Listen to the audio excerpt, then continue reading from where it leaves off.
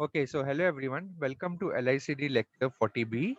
Today we are going to analyze a practical integrator circuit in frequency domain and will also build up its frequency response. Okay, so let us start. So we have last lecture, online lecture, we have seen that ideal integrator consists of a feedback resistor CF and R1. But that integrator has a problem that at low frequencies, the gain of the integrator is very high. So in a practical integrator, the modification is the addition of the resistor RF in parallel to the capacitor CF. Okay, and whole of them together, it's called as ZF, the impedance ZF. Okay, so let us see few observations for the circuit. So observation number one is the gain of the integrator at low frequency can be limited to avoid the saturation problem if a feedback resistor is connected in parallel with CF. Now, what's the meaning of this? So resistor RF will limit the low frequency gain to RF upon R1, and generally RF is considered to be 10 times of R1. Now let us see that. This provides a DC stabilization. That means for frequency equal to 0, my impedance, the reactance offered by the capacitor is 1 upon 2 pi f CF. That will be very high. So the capacitor will behave as a open circuit at low frequencies. And if it is behaving as an open circuit, as you can see very clearly, the circuit becomes and behaves as a inverting amplifier with a gain of minus RF upon R1. So if we consider the magnitude of that gain, you will get RF upon R1. That's why we have written this statement number 2, that RF will limit the low frequency gain to RF upon R1. Okay, so let us proceed further. Also, ZF is a parallel combination of RF into RF and CF. So that will be 1 upon S into CF. Into numerator may we have RF, and in denominator we have RF plus 1 upon S into CF. And if we solve this, you will get ZF will be RF upon 1 plus S times CF into RF. Okay, we will use this in the derivation. Okay, now let us analyze this practical Opamp integrator in frequency domain. So for this, we have to find the transfer function, that is V out of S divided by V in of S. So we generally consider this system to be an inverting amplifier system where RF is replaced by RF parallel to CF. Okay, so that is denoted by ZF. So V out of S divided by V in of S will be ZF upon RF, and ZF is RF upon 1 plus S times CF into RF, the whole divided by R1. So finally, the gain, that is the transfer function of the practical integrator, and it will be given by V out of S upon V in of S will be equal to minus of RF upon R1 divided by 1 plus S into CF into RF, which is our equation number 1. Now, if we want to convert it into frequency domain, we substitute S equal to j omega in equation number 1, and we will get uh, V out of j omega divided by V in of j omega will be minus RF upon R1 divided by 1 plus j 2 pi RF into CF into F. Now, if we isolate the term, FV, if we substitute FV is equal to 1 upon 2 pi RF into CF, and we can rewrite this gain formula in frequency domain as A of j omega will be given as RF upon R1 divided by 1 plus F upon FV. Now here F is the signal frequency and omega is 2 pi F. So this is the gain of the system. That is a practical integrator circuit. Now from this equation number 2, if we consider the magnitude, we'll get mod of A will be given by RF upon R1 under root of, denominator we have square root of 1 plus F upon FB the whole square. Now from this formula, we can quickly analyze three things, that at F equal to 0, your mod of A will be RF upon R1, correct? At F equal to FB, the mod of A will be RF upon R1 times 1 upon root of 2. Why? Because F is equal to FB, so this will become 1 plus 1, that is square root of 2. And third scenario is if frequencies is greater than FB, then the gain will decrease with a slope of 20 dB per decade. So we will see this point a little further when we plot the frequency response. Now, if I want to take the magnitude of this, I'll get mod of A in dB will be 20 log to the base 10 RF upon R1 minus 20 log to the base 10 square root of 1 plus FA F upon FB the whole square. So we know that the logarithmic of division will be the subtraction. This is equation number 3a, and this was equation number 3b. Now with the help of equation number 3a and 3b, we can plot the frequency response curve for a practical Opamp integrator circuit. Okay, so let's do that in LT Spice first. So I'll open up the LT Spice. This was actually ideal integrator circuit. I'll close this, and now I will open the practical integrator circuit. Okay, practical integrator circuit, it's ready.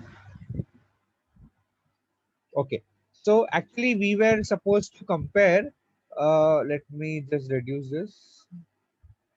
We were supposed to compare the ideal integrator and the practical integrator together.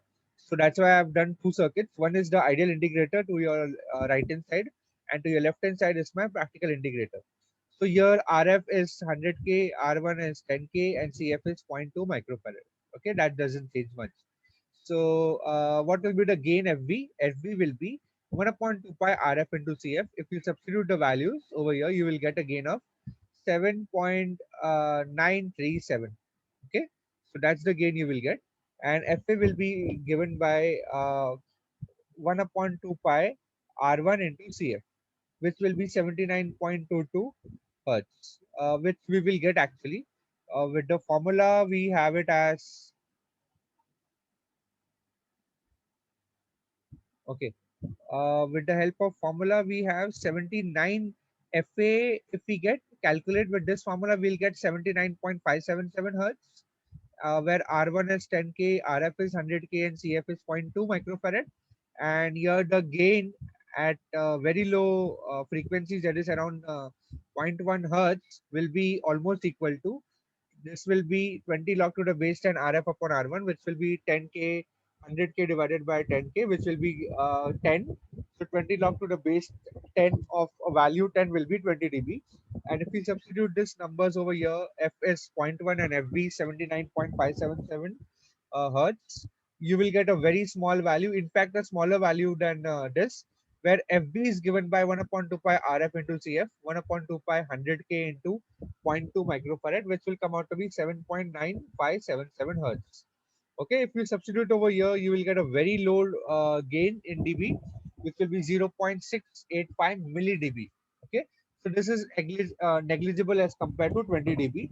So the gain in dB will be 20 dB for a practical integrator, for a gain for a very low frequencies. Okay, so for very low frequencies, the gain of a practical integrator will remain constant, which will be equal to 20 dB. Fine.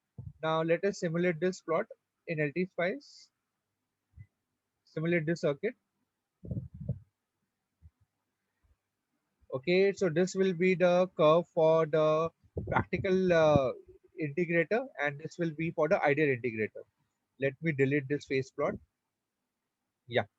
So this is the this is the frequency response for a practical integrator. The orange color curve is my practical integrator frequency response, and the blue color one is the ideal integrator frequency response. Now let us see that if we have done the analysis for the same circuit for the same frequency response.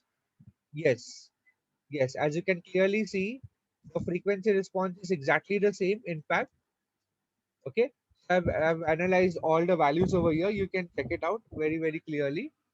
So we will now look into these things in more details. Okay, so as you can see, the circuit onto your left hand side is your same as circuit to same as the frequency response as given in this plot. So actually, I've taken this print screen only. I've taken the print screen of this, and I've written more details, additional details in the PDF. Now let us concentrate on this. Okay, so we have found out these values FA, FB, and mod of gain at the gain in dB at low frequencies. As you can see, earlier lecture we have seen the response of ideal integrator, which has a very high gain at frequencies equal to almost zero point 0.1. It was around 58.01 dB. And for a practical integrator, we can see that the gain is limited due to the addition of resistor RF in parallel with CF.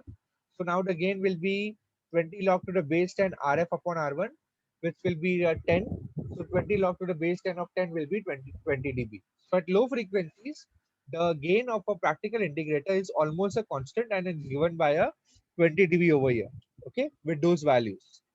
And if we go 17 dB, that is 3 dB down, we'll get the value of FB, and FB value came out to be 7.957 hertz at 17 dB.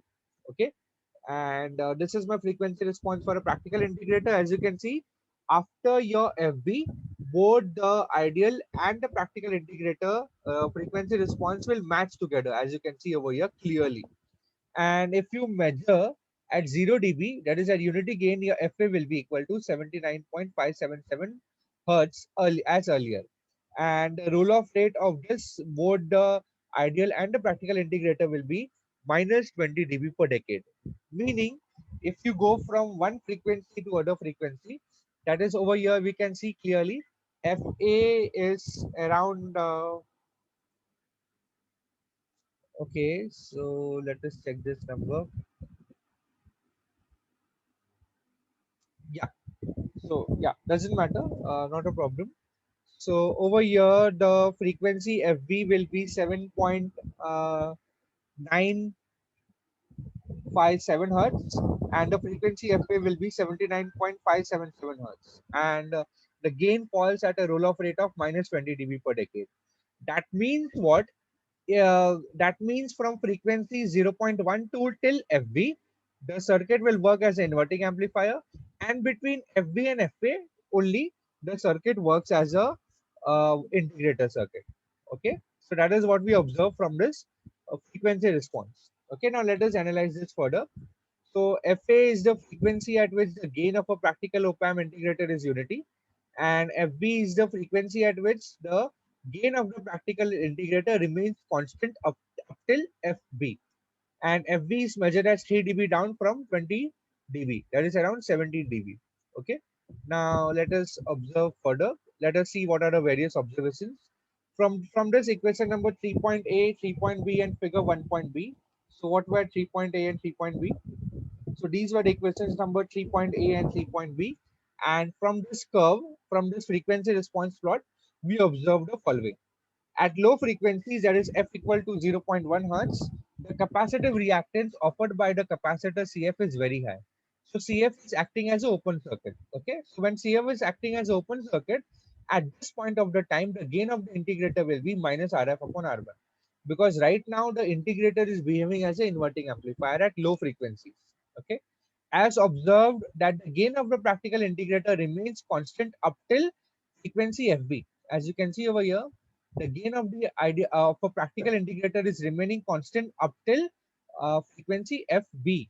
Okay, where FB will be given by the formula 1 upon 2 pi RF into CF. And this frequency FB is called as gain limiting frequency. Okay, now next point is when the frequency F increases beyond FB, then the gate reduces at the rate of 20 dB per decade, minus 20 dB per decade. Okay, this happens because the reactance offered by the capacitance XCF decreases with increase in frequency. Okay, if the reactance decreases, the gain will fall down. Okay, let us see that. So beyond FB, beyond the point FB, the gain of the practical integrator falls at a rate of minus 20 dB per decade. That was the point 4 of the observation which we have. At F equal to FA, the gain of the integrator becomes unity, that is 0 dB, where FA is given by 1 upon 2 pi R1 into CF. Let us check that point. So when F is equal to FA, the gain of the practical integrator circuits become unity or 0 dB, as you can see clearly over here. Okay. Now let us move on to the next point. The practical integrator works as an inverting amplifier between F equal to 0 to F equal to FB, and the practical integrator circuit operates as an integrator between frequencies FB and FA. That is already we have observed over here, right? We have observed that from very low frequencies till FB, the circuit will behave as an inverting amplifier, and between FA and FB, the circuit works as an integrator circuit. Okay. So that we have already observed this point. Now let us proceed further. Okay. So the value of R1, RF, and CF should be selected such that FB is lesser than FB. Okay. Normally, we take it as an practice that FB is 10 times lesser than FA. So then we have to consider RF as 10 times R1. Okay. Then we have to consider this number. And now next point is for proper integration, for proper integration, the input signal will be integrated properly if the time period of the signal is larger than or equal to RF into CF. So this is a general norm which we have to, rule of thumb which we have to follow. The time period of the signal must be larger than or equal to RF, the product of RF into CF. Okay, this we have to follow. So last point is, where are practical integrator used? Well, they are commonly used in analog computers, ADCs, that is analog to digital converters, and wave shaping circuit. So these are few applications of a practical integrator circuit. Okay. So over here we have come to this.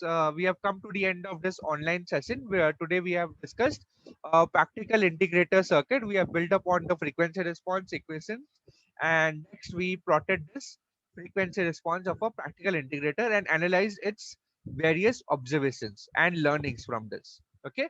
So I think that's it for today's lecture. Next time we'll start with the design of a practical integrator circuit.